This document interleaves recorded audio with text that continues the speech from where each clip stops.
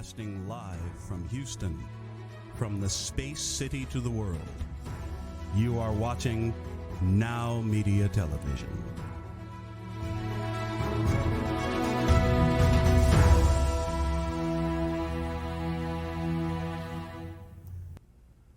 Hi everybody, welcome back to Unique and Fresh with Jeffrey. I am so excited for my next guest. Samantha Smith reached out to me. She's with Samantha Speaks LLC. And when she let me know that she wanted to be on this show, I was beyond grateful. Samantha is an activist, a Toastmaster champion, a former PD officer, a volunteer fire person, and she's gonna tell you the rest. So welcome, Samantha. Thank you so much for being here. Thank you, Jeffrey. I appreciate it. I'm so excited to be here with you today. It's an honor that we were able to connect. Absolutely. So when Samantha and I spoke on the phone, I just knew that we would have just such a seamless conversation, and Samantha can really help educate, and there's no other term to use but educate you all in the world, from the business community to nonprofits to just people in their personal lives, about the LGBTQ plus experience. You know, not every experience unfortunately is positive, but Samantha works really hard to make sure that she's help making changes in the world in so many different organizations. So Samantha, I would love to start with, I think first, your PD experience, your police department experience, and your company now, what you do to make sure that the police departments do better in the world, if you will. So please, let's start with that. Yeah, absolutely. So it makes sense to start there because chronologically, that was the first job. Oh, good. Look at that. Off the cuff. That was perfect. That was perfect. So the police department, I started my career actually outside of Washington, D.C. at a city police department. I was there for about 4 years before I moved down here to the Houston area, and I served for about 2 years here outside of Houston. And so that was quite an experience, having come from up north and experiencing, captains and even above that who were out and very open, and then coming down here and facing a little different of a dynamic. Sure. A lot of acceptance up north, unfortunately a little less acceptance down here in Texas, just more of a closed-minded, unfortunately, experience coming down here. But nevertheless, still an opportunity, right? So we take that negative, we got to make it positive somehow. Absolutely. But still an opportunity to hopefully educate and show, the community I served and the officers I served with that it doesn't matter who I love, right? Or it doesn't matter who I'm married to or what happens behind my closed door. What matters is I'm wearing the same uniform and I'm here to serve my community the same way that everybody else is who's serving. And whatever your gender identity is, none of that matters. Not Absolutely. At all. And we're a part of the LGBTQ plus community, we have to take these experiences. We could get angry, and we should be angry, but we don't solve anything with that anger, right? We have to take it, like you said, turn it positive and educate these folks out there on how to do better. Yes. And to show that we're all just human beings. Yes. So can you tell us a little bit about what when you say that, it actually brings up a story, situation that we had. Sure. We responded to a call. It came out as a domestic violence dispute.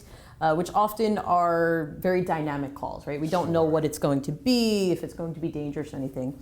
So nevertheless, we responded to the call, and the individual who we responded to was a transgender person. And that person, the officer, had trouble.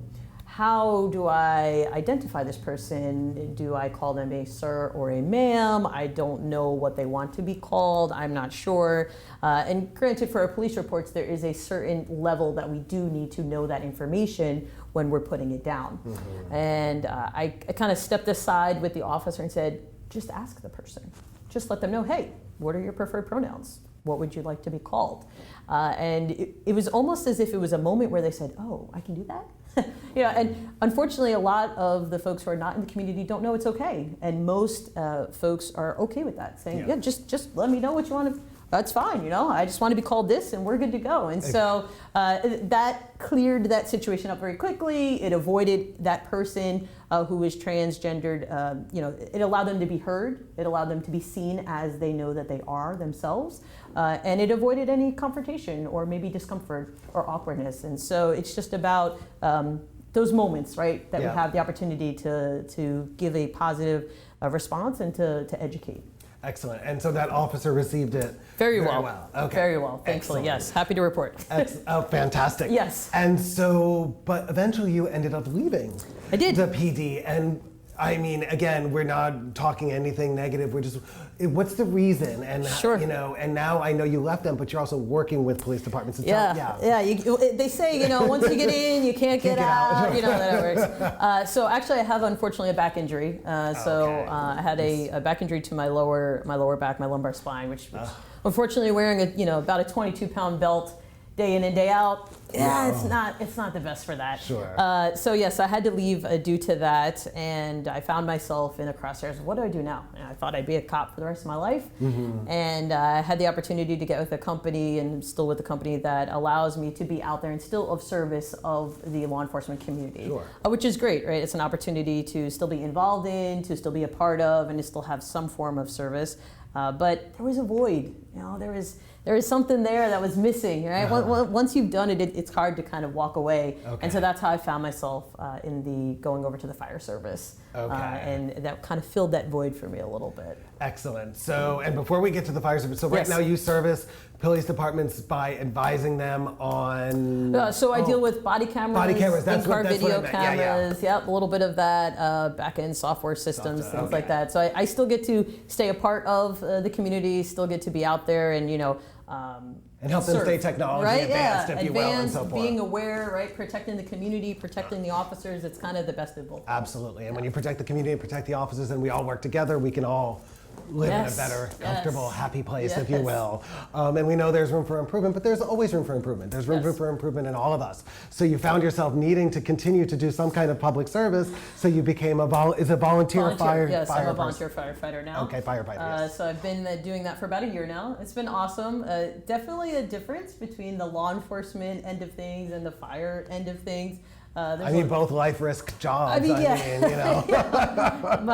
wife's not very happy that I could just keep doing it and continue to find a way to get out there. But but truly, it's an opportunity to continue to serve the community. It's an opportunity to still get out there and to try and make a positive impact, for sure. Excellent. And I'm sure she's not happy with it, but I'm sure she's also proud of you. Very proud. Of course. Very proud. As she should be. So how has your experience being as an out LGBTQ person been in the fire world, the firefighter world? Yes. So in the fire service, it's been very positive, to be honest. Okay. I have not faced any issues. I do get misgendered a lot, not by my fire folks or my colleagues, but by the community. Granted, if I have a hat on and I'm in gear, you can't really tell from this little bit, and they just see the short hair and assume, and that's okay, right? That's an opportunity to educate in a positive light, and so that works out. I don't think that's a negative situation there, but truly has been amazing. The conversations, it's funny, there's one firefighter who I'm friends with who said that they had never met a lesbian before. They had just never met. Not that they're aware of. Yeah, that's what I was saying. I'm like, you know somebody who's a lesbian. Sometimes that's the funniest comment on here. Oh, I've never met a gay person before. I never met. Yeah, you absolutely have. But it's okay. I mean, look, it's just not an out gay person. 100%. I tease, obviously. Yes. No, for sure. And so it was so awesome because I was able to give that specific person a positive experience, right? Where they said, it doesn't matter, right? So what, right? We're all the same. You're going into the fire just like I'm going in the fire. We're doing the same thing. We're out there to try and help others and save lives and property. And so I really have had such a positive experience with the fire service. Everything has been really on the up and up, as I would say, as my terminology goes. That's awesome. Everybody has been very receptive. My wife's been involved and invited to events, and she's come by the firehouse before, and there's no issues whatsoever. Just as if somebody who's in a heterosexual relationship brought as there shouldn't be. As there should be no difference. What experiences have you had at all when it comes to besides what? So you've had no negative experiences, and that's what I'm trying to get to. I'm sorry. In the fire service, and I'm not trying to pull a negative experience out of you. I'm just. I guess if anything, it makes me happy. It's been awesome. It makes me happy that though there's a lot of fight if you want to call it a fight, or progress that needs to be made. Yes. That there's just not as much. Not in the fire service specifically, where I am now. I did have some in the law enforcement end of things. Definitely faced some awkwardness and just weird vibes and things like that. But on the fire service, I've yet to experience it, and Fingers crossed I don't. Like I said, the department I work for is very supportive. Everybody we're all family. Oh, you have to say which one? I don't know. Yeah, Okay, yeah. I don't know. Okay, Yeah, for I just sure. don't know. I don't For know. sure. So I volunteer with Community Volunteer Fire Department out in the Mission Bend area, and they're awesome. Like I said, I feel like I'm a part of the family from day one. There was, it didn't matter who I was married to or any of what I identify, and none of that mattered, right? It was just the fact that I was there to do a job. I was motivated and I was ready to go. That's what mattered. Excellent. And I do definitely want to get to your Toastmaster experience because Yes. I know there's so much that we can go into with that. But with your current job, going out with helping the police department, the body cameras. Jeez, Jeffrey. The body cameras. You go to police departments within Texas only or The entire state of nationwide? Texas, The entire yes. state of Texas. So can you give us some experiences that you've had? Sure. I can imagine that in some more progressive cities versus some of the more rural towns are just as progressive in many places as well, so please don't misunderstand me, but there is a different experience. Absolutely. Yeah, absolutely there is. So I guess the recurring experience that I have in some of the smaller towns, and some, honestly, you know what, I'll start with this. Yes. Some have surprised me. Some of those rural towns that I go, oh, this is going to be a very interesting, dynamic and conversation has been amazing. And they're super cool and just great conversation and experience. And so you can't judge a book by its cover. No. As cliche as it sounds, that is the truth. But yeah, so one of the recurring issues that I have is I will go there, and usually it's a secretary or a dispatcher at the front, and you're behind the glass, and I'll say, hey, I'm Samantha with this company, and I'm here to do this. Okay, they'll be out with you. Okay, great, and I'll grab a seat. And the person who I'm supposed to meet will come out, and I'll be the only one sitting there, and they'll do one of these, and they'll look around, and they'll go back inside because they don't think I'm Samantha, right? Because their expectation is someone with long hair, someone maybe in a dress or a skirt, or more what I would call, society's idea of what a woman. Extremely heteronormative, feminine, outward display. Yeah. And so they'll go back in, and I always watch, and I always laugh to myself. I don't take it personally, but I always laugh, and I watch, and then they come back out, and I go, oh, hi, so-and-so, I'm Samantha. And they go, oh, and it's never an issue, right? It's always a positive experience. There's never any awkwardness or weirdness, but it's just so funny to kind of watch from the back. The facial expressions themselves too, and we can't get angry. I mean, none of it. Getting angry is a complete waste of time. It doesn't get us anywhere. It doesn't get us anywhere. We have to look at it, everybody, as an opportunity to educate, to inform, to help somebody grow as a human being. Yes, It's just... And I think that happens. I think that when we can take it not from the negative, and we can take it in a positive aspect and show them that we're still here to do exactly what it is we're come to do, right? The job is fulfilled, we are capable, we are competent, we are just like anybody else who would walk the door, regardless of whether I have long hair or not, or I put on a sports coat or a dress, I'm still capable of doing the exact same job. And I think when you do that, those walls kind of break down, the barriers kind of break down a little bit, and we're able to have that, that back and forth dialogue. Excellent. So that was one experience. Have there been any, and again, I know we're putting a positive spin on everything because I hate to say the word spin, that's a terrible, so that feels like I'm manipulating it, but that's not what I'm trying to say. What I'm trying to say is, we have these negative experiences, Has there been any kind of situation, that sounds like it was a pretty positive situation, of where it was just kind of like a misunderstanding, whatever word you want to use, but have there been any not so great situations that you can talk about? Because I think it's also good for us to talk about those, because we need people to understand what we go through as a community. Absolutely, absolutely. So thankfully within the police departments, the real change came for me once they find out I'm a former police officer. Once they know I'm a former police officer, then it's like, oh, you're one of us, you're part of the family, and maybe those hesitations, I'll call them, kind of dissipate. And so I haven't had a one-on-one negative experience with any of the departments I visited. Now, I certainly have driven through some towns that I have been scared to get out of the car and thought to myself, it would probably be better. And this is really sad to have to describe, but I think it's important for people who don't experience this to know this. There's been some towns where I've said, if I have to stop and get gas or get a snack, I would rather throw on a coat and a hat and pass as a man, because it would be safer for me than for them to look at me and figure out I am a woman, but I have short hair and does that mean I'm trans? And what does that mean? And oh, I'm a part of the community. That would put me at more risk. Sure. And so I'm, there's both ends. I'm grateful that as far as with my job and with my experiences, the departments I visit, really nothing negative. But some of the towns I've visited and have to drive through, just again, the entire state of Texas we're talking here, there have been those moments where I did feel extremely uncomfortable and certainly felt like it was better for me to push that little dial on the gas gauge a little bit further to get to one of the bigger cities to stop in and get gas. Sure, and if you have to get on this, and I think we want people to understand that, especially if you're a member of the trans community, it's extremely heartbreaking and extremely scary for them. 100%. Especially when you're traveling and going through certain towns and rural towns, to have to use the restroom and things like that, and they're literally just a gosh darn human being. Yeah.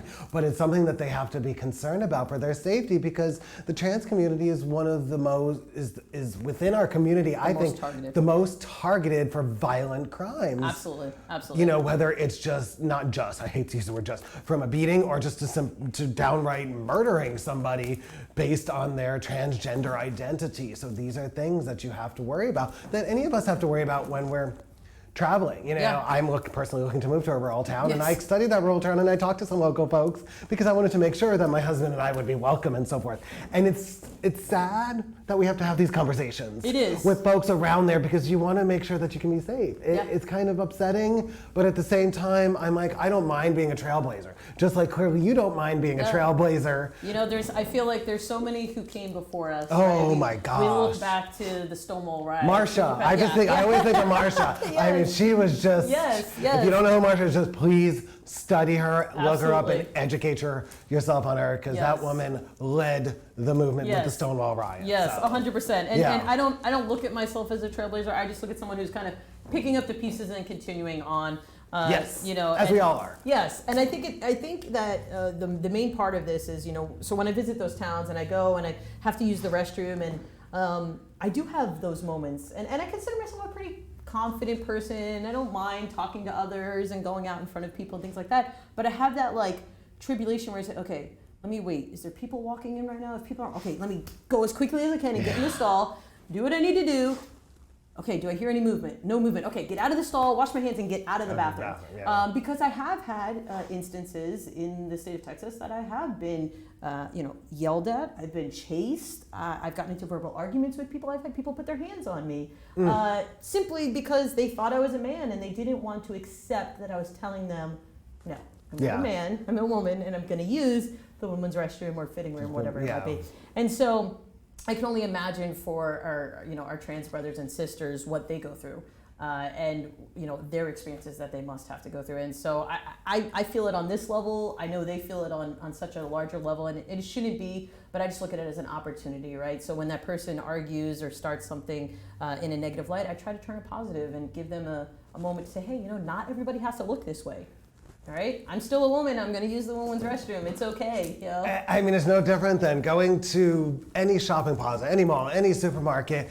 Everybody's dressed differently. Yes. Well, even in the quote unquote whatever, the heterosexual world. Yes. You all dress differently. We all we have a style we like, a genre we like, and all that other stuff. It doesn't matter, and it shouldn't matter. And these experiences that our community experiences, we need to educate people on it, so they'd be like, my good. I think when people realize what somebody from our community goes through, it makes them realize, oh my goodness, I can't imagine having to go through that. And these people may not even have a bias. They may not be, but they just well, why do you have to talk about it? Why do you have to have marches? Why do you have to do this? And why? The reason is because these experiences are still happening in 2021. Every day. Even in the business world, in the nonprofit world, it doesn't matter, whatever organization it is. Yes. People just wanting to use their pronouns. Yes. And their signature line has become a big deal for some odd reason, and it's because we want people to understand that not everybody identifies as male or female, or they're just gender non-binary. You like to use their pronouns are they, them, their. I want to make sure I get that right, because honestly, even to somebody like me, I'm not sure what generation you are, but I'm a Gen Xer. Sure. A lot of it's new, even to those of us in the LGBT community in the older generation, because I have heard within our own community complaints. I don't know how else to put it. Sure, right? yeah. I think you're spot on there. I think that there is a dynamic of even folks who are within the community don't understand the dynamics of what it is to be a part of the trans community, right? It's almost like they feel like they are separate from the community, and some of that is because of ourselves, who are within the community, because we're not educated to the full that we can be. And I think it's just as important for those who are not a part of the LGBT community to want to get educated, to understand, as it is for those who are within the community, right? Like you said yourself, back in the day, there wasn't what there is now, right? No. I call it. Well, there was, but we just didn't talk about it. Right. It was hidden. It was. Right. We It weren't as wasn't progressive. openly, Yeah, right, openly. yeah. Yeah.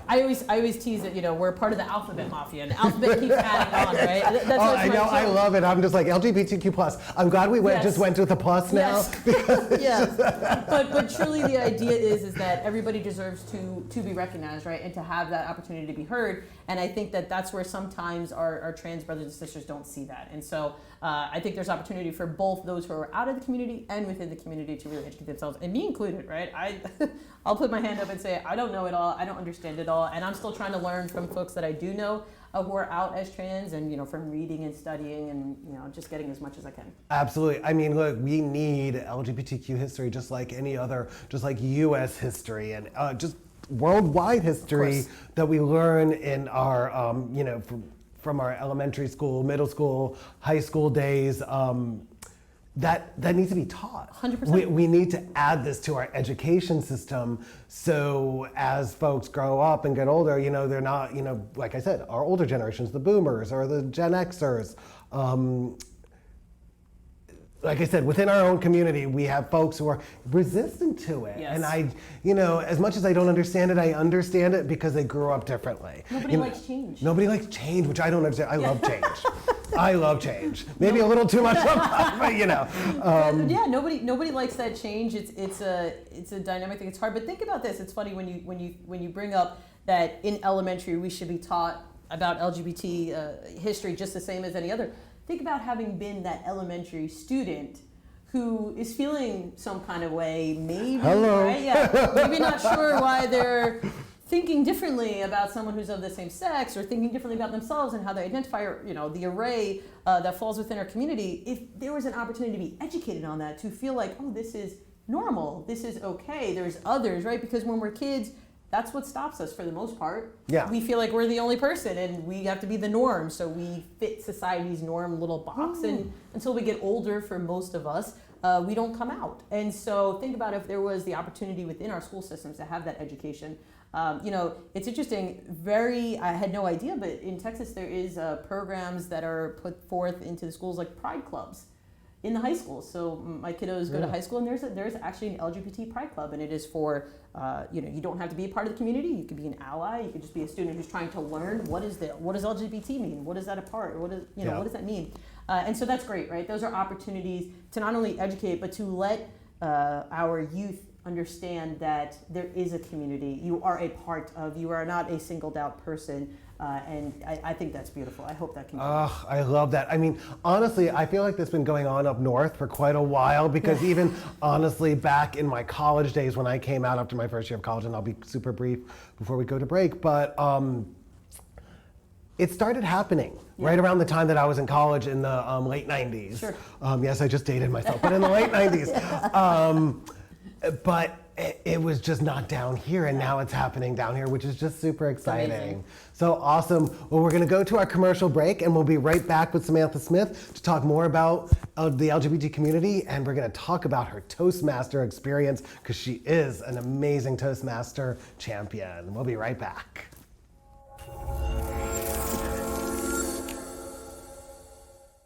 Hi everybody, I am Jeffrey Reichel with Unique and Fresh Consulting. We are a sales and marketing consulting company, and we offer 4 services. We offer remote sales management services for your hotel, so we will hunt in your market and find the right business to make sure that we're helping you grow your revenues. We also offer secret shopper services, so we'll come into your restaurant, your hotel, your retail space, and help you find the opportunities for improvement in your customer service before it gets to that bad review.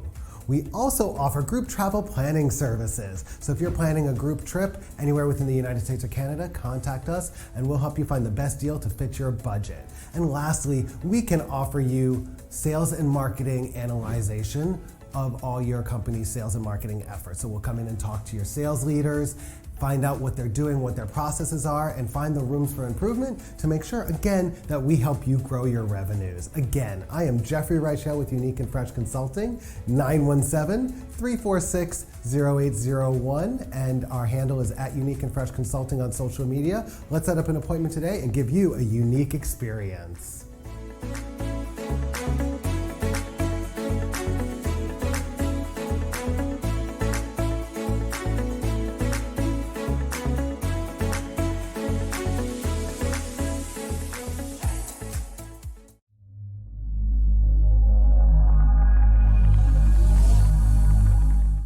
Have you ever had to hire multiple contractors? It is a daunting task that takes a lot of management time and impacts the core business or the company, the time you spend with your loved ones. At Texas Home Property Solutions, you can count on a responsible company that can tackle all your general contractor needs. Electricity, painting, remodeling, plumbing, air conditioning, and roofing. Hire us and forget it. With over 20 years of experience, Texas Home Property Solution will deliver your project on time and within budget, with a high level of quality and integrity, no matter the size or complexity. If you are a company, a government institution, or an individual who needs a general contractor, you need Texas Home Property Solution. Take a decisive step and call us today for a free consultation.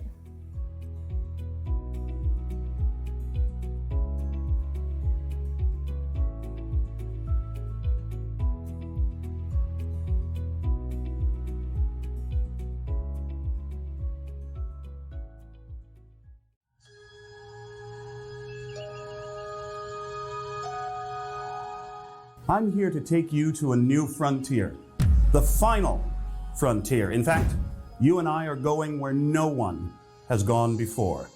I'm Glenn Henderson, entrepreneur, success coach, and musician, and I want to personally invite you to take this journey with me in the pages of my best-selling new book, All I Need to Know About Success I Learned from Star Trek. We'll travel aboard the USS Enterprise along with Captain James T. Kirk, Spock, and the finest crew in Starfleet. And we'll learn together about success principles like how to work with a team and accomplish your goals, when to fight for what you believe, and when not to, and what your business really is, no matter what you do for a living. Beam aboard with me. My mission is your success. And I'll see you on the bridge. Live long and prosper.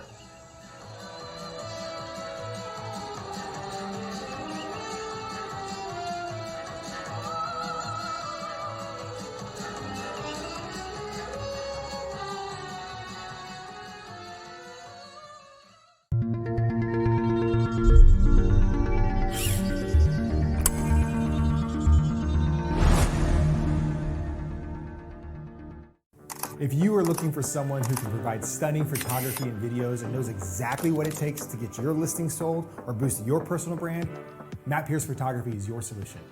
My focus is on helping you make the very best first impression that you possibly can. We help you use images and videos effectively in your brand and marketing design to tell your story. Give your corporate image the presence it deserves. Your headshot and your branding is your first impression with clients and business partners. What message are you sending? At Matt Pierce Photography, we believe that pictures and video make information easy to remember, so it makes your message stick. With clean, sleek, simple, and powerful, well-edited images and videos will make you stand out from the crowd. Get your products or listings sold quicker, and establishing you as an expert, attracting new clientele. We also offer an array of other products and services such as video walkthroughs, property and agent commercial videos, and a full-service video production house to help bring your story to life. See, when you grow, we grow. So let's grow together. Matt Pierce Photography is your solution for your real estate, corporate, branding, or marketing photography and video needs. Take a decisive step on growing your image and telling your brand story. Call me today for a free consultation.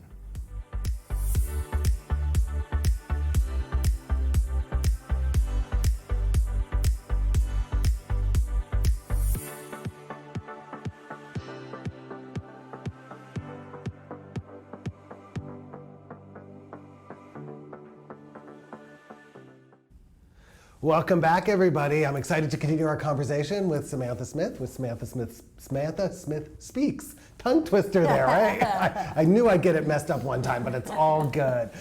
So thanks again for being here, Samantha. I'm happy to continue our conversation. What I'd love to talk to you about is your Toastmaster life, if you will, Yes. because from my previous conversation with you, it's pretty all-encompassing and kind of, it's a lot, right? It is. Let's start with my first question is, how did you get involved with Toastmasters? Sure. So, a funny story. So Toastmasters, let me back. Yeah, tell everybody a little bit so they know what Toastmasters is. Of course, yeah. So Toastmasters is an international organization. There's about 350,000 people across the entire world that are part of Toastmasters. And how I found myself a part of it is a corporation I was working for had a corporate club. There are public clubs as well, but this was a corporate club. And actually a colleague of mine said, hey, let's go to this meeting. They're offering free lunch. And I said, great, let's free go. lunch, Free lunch, I'm in. And I had no idea what Toastmasters was. And when I went, I realized it was a club for leadership and public speaking. And I was blown away because I competed in public speaking when I was in high school. So I was in what's called speech and debate in high school. And so I competed in what's called dramatic duo interpretation. And so I was a part of the club. And actually, when I went off to college, I went back and coached my high school team as a assistant coach. And so I had that great experience. I loved public speaking and competing. And I had never known there was such a thing in the actual, outside of the high school world. Yeah. And so I went on and was able to join. So they went through kind of the theory of what it is, what Toastmasters is, what it means to be a part of the group, all of that. And so I signed up and found myself totally involved and joined the club immediately and got involved and I became their sergeant at arms. There's different roles within Toastmasters. Okay. And so my job was, to make sure the flag was there and the paperwork was ready and all of this. And so I got super involved very quickly. And yeah, that's kind of how the journey started with Toastmasters. So that sounds like very military-esque. Yeah. If you will. Okay. I know, sergeant at arms, always people are like, wait, what? Okay. It's not by any means. Although there are, if you've never been to a Toastmasters meeting, there is specific parameters. Things that need to be followed and calling to order and closing and presiding officers and things like that, because it is an international organization. There are kind of rules and but it's not military. Sure, no, even if it was military, I couldn't, who cares? It's just how, it's very regimented. Yes, it seems it is but a I guess regimented that regimented outline, if you will, or requirement is all a part of the speech process. Yes. I would gather, Yes. right? So in Toastmasters, there's what's called pathways. And there's different pathways dependent upon what you want to do. So for instance, the pathway I most recently completed was called effective coaching. And not like coaching, like I'm going to go coach my son's baseball team, but like effectively coaching folks in a corporate world, right? So how do I be a leader? How do I coach somebody to get better at something? Okay. And so it goes through the dynamics of what that looks like. And in each pathway, there's different steps you have to complete or different projects. And those projects might be something of give a 2-minute speech about this situation that's happening and then come back and give a 6-minute speech after it happens to let us know how it all worked out. Speeches can be, some of them are specific, some of them are open-ended.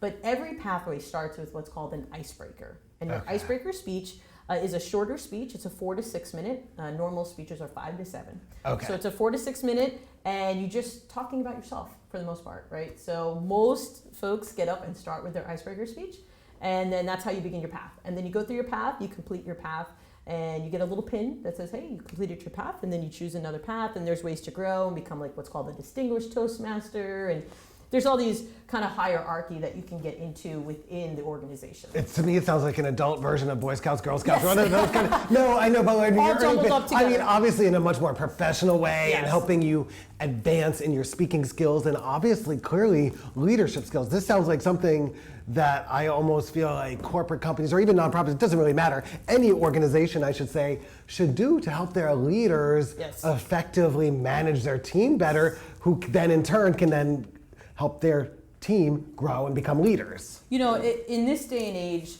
regardless of whether you're working for a corporation, a nonprofit organization, a small business, maybe you just have a few folks under you, public speaking is not always going up on stage and talking to 5,000 people. Sure. Right? It could be leading a meeting with 5 executives. It could be leading a group because you need to get them to do something and you need to be persuasive in the way you do it.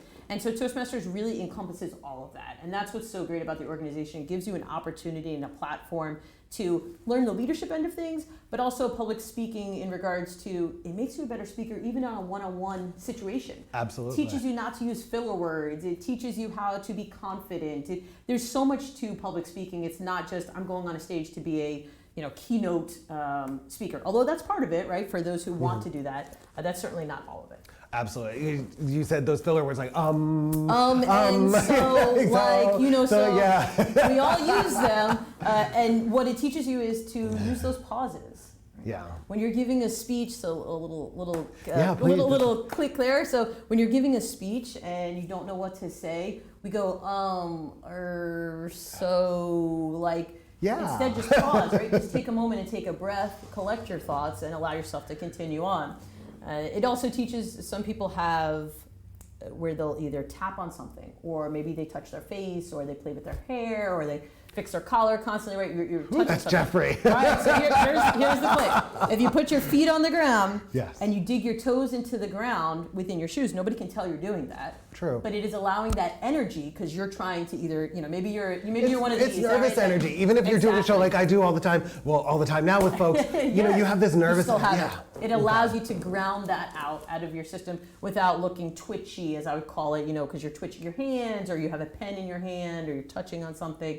It allows you to get through that. So it teaches you those tricks and tricks. And see, sometimes I wonder, even for myself, as we're talking about this, and I'm not the only one. I know there's other people out there, because I've gone to events and you see people. I use my hands a lot. Oh, me too. And I don't call that a twitch. It's just, I think I'm okay with that. Yes. You know what I mean? But the twitches are when I do this, when I have no hair. I don't know why I'm doing this, but I have no hair. It's a New York thing. We talk with our hands. Exactly. People tell me all the time. But it does. It teaches you to do it in a way that accentuates what you're saying. So you put your feet on the ground, and you dig those toes in, and it just helps you to release some of that, that nervous energy, that negative energy that you might be flowing.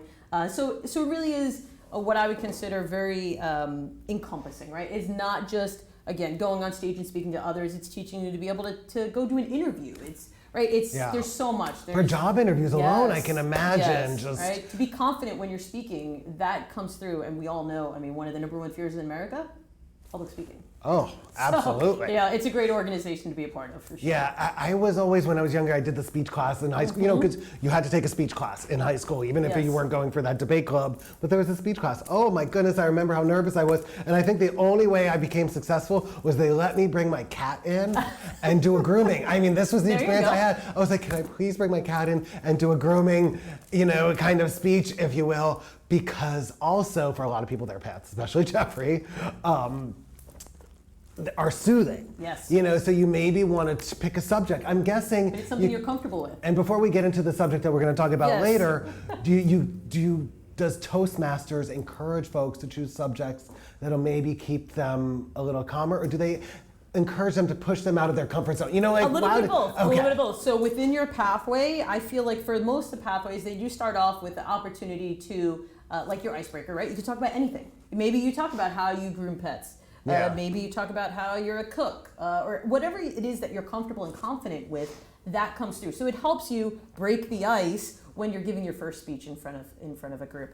But then there are within the pathway, it will specifically dictate, hey, you need to give a speech, a persuasive speech. Okay, so that's a little bit more specific, but it's still giving you the opportunity about whatever, right? So maybe you want to persuade me to get a cat because that's what you know and you're confident in, right? So you're still able to kind of pick the topic. But then, like I said, as it goes on, there are some points where some of the paths are very specific in the project of, hey, you need to give a topic on this because it's, you're doing effective coaching and how do you coach somebody or something like that. So like a persuasive speech, or sometimes maybe would they ask you to be like, okay, you believe this, but we want you to give a speech of the contrary of what you don't believe in, if you will, because I can't imagine that doesn't help you fine tune your skills. Absolutely. As to also to think differently and think about how the other person may see something, I'm guessing. So the cool thing about Toastmasters is that not only, so when you go to a Toastmasters meeting, there's the part of the prepared speeches, and that's kind of what we're talking about. But then there's the part that is, it's called table topics. And that is an opportunity where the table topic master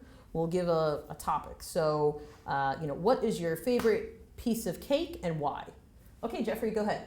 And you have to speak for 1 to 2 minutes on that topic. And you really don't get any time to prepare other than the few moments it takes you to walk up to the lectern, and you have to prepare, then give that speech. And so that gives you an opportunity to learn to be quick on your feet, to be able to respond to topics that you're not necessarily prepared for, which is an absolute dynamic in our everyday life that we have to deal with, right? Sure. And then the third part of the meeting is where we get constructive criticism. So you are evaluated. So whether you're doing a prepared speech or you're doing a table topics or you are an evaluator, you are evaluated by a general evaluator or one of the evaluators on how you did. And that's really the most important part that I think I found within Toastmasters is you get to be who you are in Toastmasters with the opportunity to get better, right? Because you get that constructive criticism. And some of these people who are in Toastmasters are paid speakers. Some have been doing it for years and years and years. They're very educated, very well-rounded speakers. So it's a great opportunity to hone your skills as a public speaker. I can't imagine. It sounds like it's just a great way to grow and learn to speak better. And I think that's one of the most important things for people to realize too, is that constructive criticism. It almost teaches you how to take constructive criticism, because not a lot of people are good at that. I started this show 2 months ago, however long it was, and I begged for it, and they give it to me, of course, because we want to grow the show and help educate the community, the business world, or any organization about the LGBTQ plus not issues, but experiences, if you will. But I wanted constructive criticism because I want to get better. I'm a perfectionist, so that doesn't help either. But it teaches you, I'm guessing, part of that whole experience is to teach you not just how to speak better and stand up in front of an audience, but how to take criticism properly and not get offended. Of course, and that translates into everything we do, right? Into our family life, into our work experiences, into our friends, really into any relationships that we have, whether it's formal or informal. We get criticism, right? You didn't do this right. You did that better. But we have to look at those criticisms, and I'm sorry to interrupt. No, please. But criticism isn't, there's a difference between criticism and constructive criticism. Yes, 100%. So, and I'm not trying to contradict you here. It's just, you said how we deal with our family and stuff like that.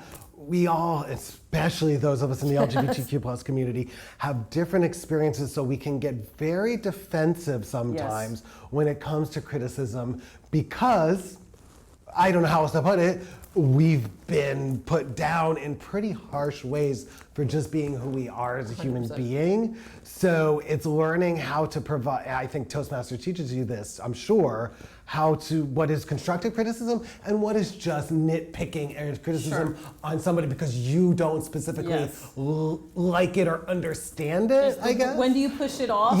And when do you take it forward and deal with it? And I think that you're spot on when you say that being a part of our community, it forces that upon us. Yes. We have to deal when to what I would call pick the fight, and I don't mean physically go get into altercation. I mean, when do we allow it to just kind of in one out the other and rush through, and when do we step forward and say, hold on a second, we need to clarify this, or we need to have an opportunity for an education or a moment or a dialogue where we can learn from each other in this situation. And so I think it absolutely does that. I know that it's helped me in my personal life.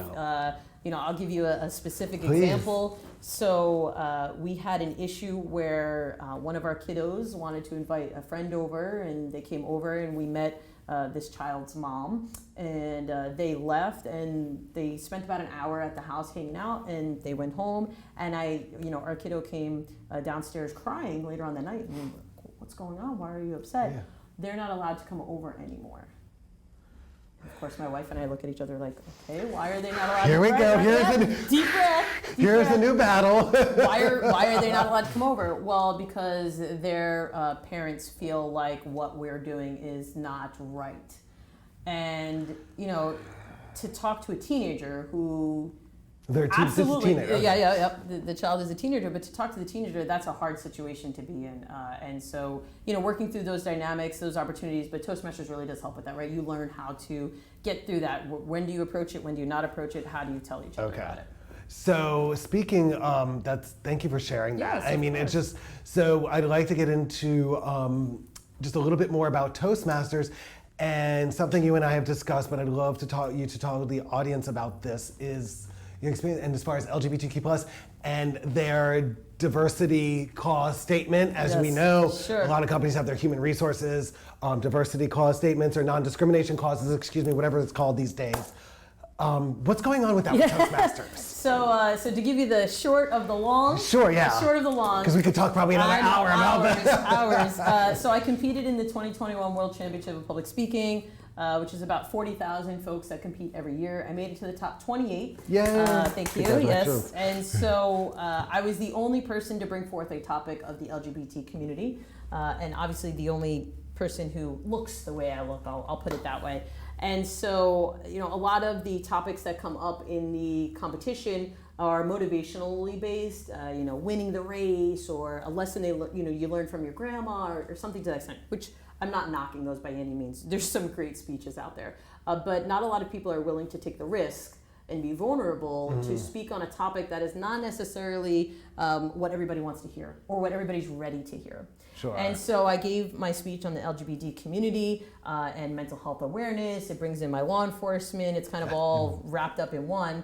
And you talked about that experience we talked about before, correct? With the officer and the transgender domestic violence we deal with a whole lot. Okay. There's suicide involved and mental health. Okay. And so when I made it to this semifinal round, we realized that that opens up the judges to be anywhere in the world. And unfortunately, as you and I both know, there are countries in this world where it's still okay to be killed simply for being gay, right? And that led us to believe that maybe the judges weren't ready to hear my speech. And so I received a lot of positive feedback from folks saying, your speech was amazing, you touched people, you changed things, you really exploded this whole situation and platform, and where do we go with it now? And so I looked up what the Toastmasters Code of Ethics is, and on the first part it states, hey, you have to have done these things, you have to have judged before and all this. And the bottom part is what we would expect normal things to say, right? You cannot be biased, or I will not judge biasly against age, sex, gender, and then there's no mention of gender identity or sexual orientation. There's no protection for the LGBT plus community within there. And so I wrote up a letter to Toastmasters headquarters and attached their code of ethics, and I'm grateful to say that I did receive positive feedback, that they are taking it up, and it is going to be spoken about and judged upon whether they will include that language moving forward for 2022. And so fingers crossed that happens because it's necessary. Absolutely. I don't want any other person to ever feel like they didn't advance for any other reason other than they just weren't the best speaker in the room. And that's what we should be judged upon, not about how we look or what we're talking about. Or what we dress. And then, exactly, just simply None of it. Simply that. And so that decision is being made this month? It's pending, yeah. It's pending, and so we should know, but we have to have you back in January to get an update I'll have on to come with the update, Jeffrey. Absolutely, please. I would love to have you back for sure. I can't even thank you enough. I mean, obviously I don't represent the entire community, but I do really want to thank you for all the activism that you're doing and what you're doing for the LGBTQ plus community and for future generations. And I think what we all are doing is so important to affect change and making sure that we're doing it in a positive light, not in a fighting, angry way, though sometimes it is necessary to show a little anger because sometimes people need that little snap, if you will, to kind of change their thinking or whatever you want to call it. But I think, as you and I both know, we affect more change with a positive, not just outlook, but positive approach to things. So I want to thank you so much for being on my show today, Samantha. It's been truly an honor for me and a pleasure to have you on. And I know that sounds, but it really is. I just thank you so much. And everybody, please make sure you check out Samantha Speaks LLC. Samantha, please let everybody know how they can find you on social media. Yeah, absolutely. So if you visit my website, www.samanthasmithofficial.com, all of my social media is linked there. You can connect with me on Facebook, You can connect with me on Instagram, on Twitter. All of it is connected there. You can also go view my speech that I took to the semifinal round. It's connected on my YouTube, which again, on my website, www.samanthasmithofficial.com. Yes, and please, everybody, you have to watch that speech. It is amazing. You can see it's coming up on screen right now. Just there it is, there it is. Yeah. You have to watch it. Please, please, please watch it. I know it will inspire you. Both of those of our folks in the LGBTQ plus community, please watch it. Please follow Samantha Smith. She's a leader, she's an activist, and she's going to affect change on our world. So thank you again, everybody, for joining us today. Unique and Fresh. Remember to love and respect everybody as a human being, and also spread love and positivity. Have a great day, everybody. Thanks for joining us.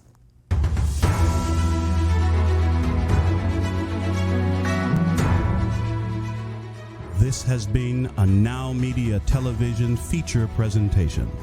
All rights reserved.